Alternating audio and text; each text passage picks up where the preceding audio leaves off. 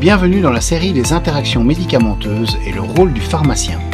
Cette vidéo est la troisième partie de l'épisode « Douleur aiguë dentaire chez un patient sous lithium ». Cette troisième partie vous montre comment la stagiaire pharmacienne Léa délivre le traitement au comptoir en expliquant clairement à Pierre chaque étape et chaque consigne et chaque risque à surveiller. Mercredi après-midi. Vers 15h15, le médecin reçoit les résultats de la lithiémie, 0,65 milliequivalent par litre. Cette valeur biochimique permet de confirmer plusieurs éléments cliniques importants. Pierre était bien équilibré sur le plan de la lithiémie avant toute modification de son traitement. Sa lithiémie se situe actuellement dans la zone thérapeutique idéale, entre 0,6 et 0,8 milliequivalent par litre.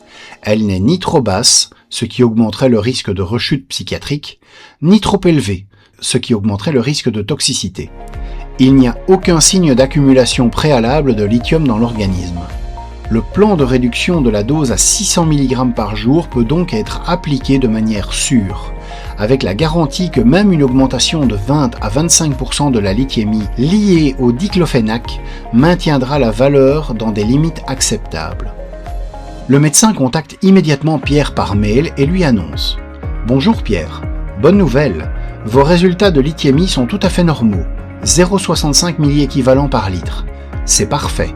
Vous pouvez maintenant débuter le diclofénac.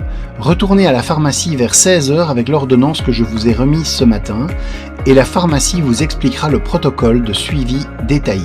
Vous allez bientôt vous sentir beaucoup mieux. Point important à retenir. Vous devez vous présenter au cabinet vendredi prochain à 8h pour une prise de sang, J+3. Les résultats de vendredi peuvent nécessiter un ajustement de votre posologie pour le week-end.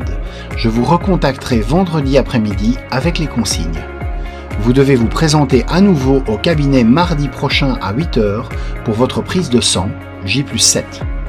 Cette prise de sang confirmera si vous pouvez reprendre votre dose habituelle de 800 mg par jour. Ces deux visites ne sont pas optionnelles, elles sont absolument nécessaires pour votre sécurité. Cordialement, le médecin contacte également la pharmacie par mail pour l'informer que les résultats sont conformes et que le diclofénac peut être délivré. Il joint également le protocole de suivi à communiquer aux patients. Mercredi 16h, retour de Pierre à la pharmacie pour récupérer le diclofénac. Léa, qui a reçu la confirmation directe du médecin, accueille Pierre avec un sourire rassurant. Elle procède à la délivrance complète en 5 étapes structurées. Léa remet à Pierre la boîte de diclofénac 50 mg avec des consignes très claires. Léa expose à Pierre les modalités précises du traitement. Le diclofénac doit être pris sur une période limitée à 3 jours strictement. Un délai minimum de 6 heures doit être respecté entre chaque prise pour minimiser les risques d'effets indésirables. Chaque comprimé de diclofénac doit être pris avec de la nourriture pour minimiser les risques de troubles digestifs gastro-intestinaux, nausées, brûlures d'estomac. Le schéma posologique s'établit comme suit. Mercredi, 2 comprimés, un vers 16h30 au retour à la maison et un vers 22h30. Jeudi, deuxième jour, 3 comprimés, matin, midi et soir. Vendredi, troisième jour, 3 comprimés, matin, midi et soir. Après vendredi soir, arrêt définitif du traitement. Léa ajoute que le diclofénac soulage rapidement les douleurs dentaires et que Pierre devrait sentir une amélioration significative au cours de la nuit et des jours suivants. Léa énumère les signes d'alerte nécessitant une consultation d'urgence. Ces signes reflètent les symptômes précoces de toxicité au lithium.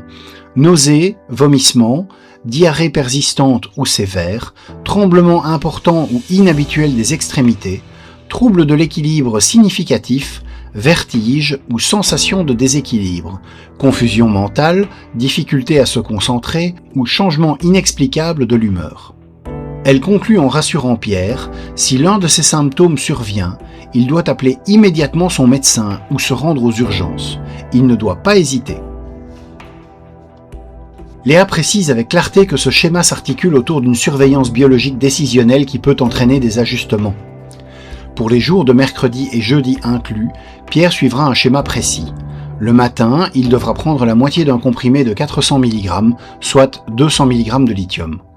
Léa lui montre visuellement la barre de sécabilité du comprimé et lui recommande d'utiliser un coupe-comprimé pour obtenir des moitiés régulières et sécurisées.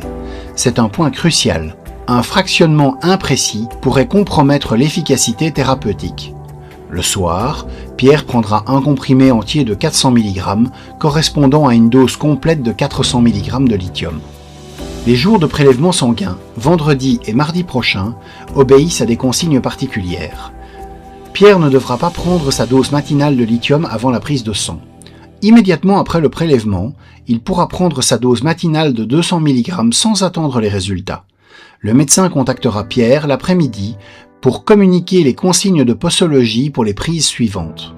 Léa souligne alors l'importance capitale des résultats de vendredi.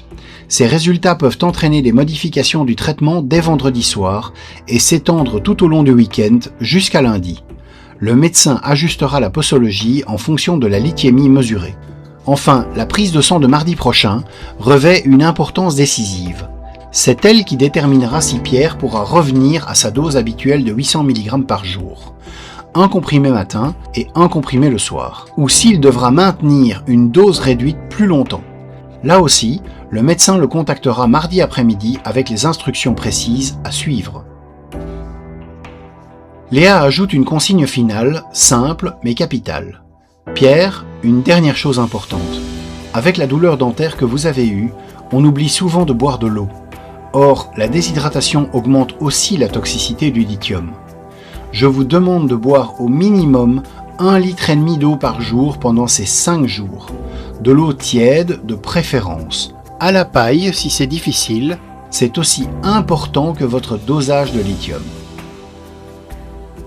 Léa imprime et remet à Pierre un document synthétique hautement structuré et facile à consulter, que Pierre pourra garder chez lui et consulter à tout moment. Ce document inclut les schémas posologiques lithium et diclofénac avec date et heure précises, la liste des signes d'alerte, les consignes d'hydratation et de prise des médicaments, les dates des rendez-vous médicaux obligatoires à J+3 et J+7 et les coordonnées d'urgence. Conclusion. Ce cas de Pierre synthétise les principes fondamentaux de la pharmacie clinique contemporaine. La détection et la gestion des interactions exigent une compréhension approfondie des mécanismes pharmacologiques. Le diclofénac ne contre-indique pas automatiquement le lithium. Comprendre le mécanisme, la réduction de l'élimination rénale, permet d'élaborer une stratégie adaptée et personnalisée plutôt que d'appliquer une interdiction rigide. La collaboration interprofessionnelle optimise les résultats cliniques et la sécurité. Aucun acteur seul n'aurait pu gérer ce dilemme. Léa a détecté l'interaction, le médecin l'a contextualisé cliniquement et biologiquement et ensemble, ils ont proposé une solution. Cette collaboration n'est pas un luxe, c'est une nécessité. Le patient doit être impliqué activement dans les décisions le concernant. Pierre n'a pas subi passivement un protocole. Il l'a accepté en toute connaissance de cause, après avoir compris les enjeux, les risques et les bénéfices. Cette implication accroît l'adhésion thérapeutique et la sécurité du traitement. La sécurité est compatible avec l'efficacité clinique et l'humanité. La sécurité, l'efficacité et l'humanité peuvent coexister harmonieusement quand on prend le temps de penser, de communiquer et de collaborer véritablement. Nous vous remercions d'avoir suivi cette vidéo. À bientôt!